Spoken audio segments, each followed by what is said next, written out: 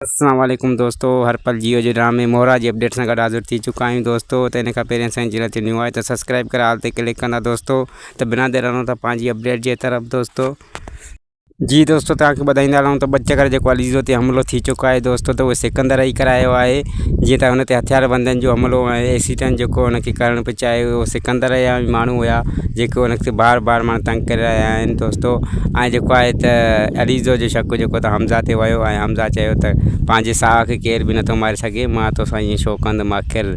ते उहो मुतमिन थी वई। जी दोस्तों, तो हमज़ा जो वालिद जेको आहे त हिकु लालची इंसान आहे ऐं जीअं त तव्हां ॾिसी रहिया आहियो त जीअं सिकंदर जी शादी हुन वॾे घर में कराई ऐं हमज़ा जी शादी बि माना ईअं ई कराइणु चाहे थो। ऐं लालच जो माना हिकु अणखुट हुनजे दिमाग़ में जेको हली रहियो आहे उहो सिलसिलो ख़तमु थियणो ई न आहे दोस्तों। ऐं अरीसा जी जेका अमड़ आहे हुनखे पक थी वई आहे त जेको तोसां अरीसा जेको तुंहिंजे ससु सहुरो ऐं मुड़ुसु तोसां जेको प्यारु कनि था त उहे सिर्फ़ु मिल्कियत जी लालच में कनि था। ऐं अरीसा खे पंहिंजी माउ सम्झाइण जी कोशिशि कंदी पर हूअ हुनजी सम्झ न वठंदी आहे। नेक्स्ट एपिसोड में तव्हां ॾिसंदो दोस्तों त हमज़ा जी वालिदा जेका आहे त अलीज़ो खां पुछंदी त तुंहिंजी शादी थियल आहे या न।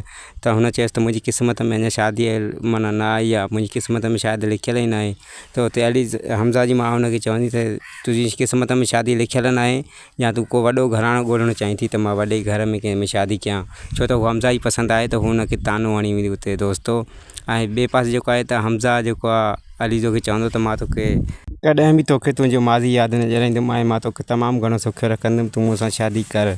ऐं ॿिए पासे तव्हां ॾिसंदो सिकंदर जेको आहे त चवंदो त अलीज़ो खे मां एतिरो तड़पायां पर अलाए छो जेको आहे त हमज़ा हुनजे पोयां लॻी पियो आहे त उहो बची थी वञे, न त हुनखे मां सूर जे मथां सूर ॾियां पर हुनजी हमज़ा सां लॻी वई आहे ऐं हू हमज़ा जी दिलि चुराए वई आहे, तंहिंजे करे हूअ महफ़ूज़ आहे थोरो घणो।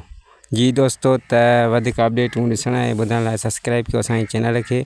वधीक मिलंदासीं नेक्स्ट वीडियो में। ख़ुदा हाफ़िज़।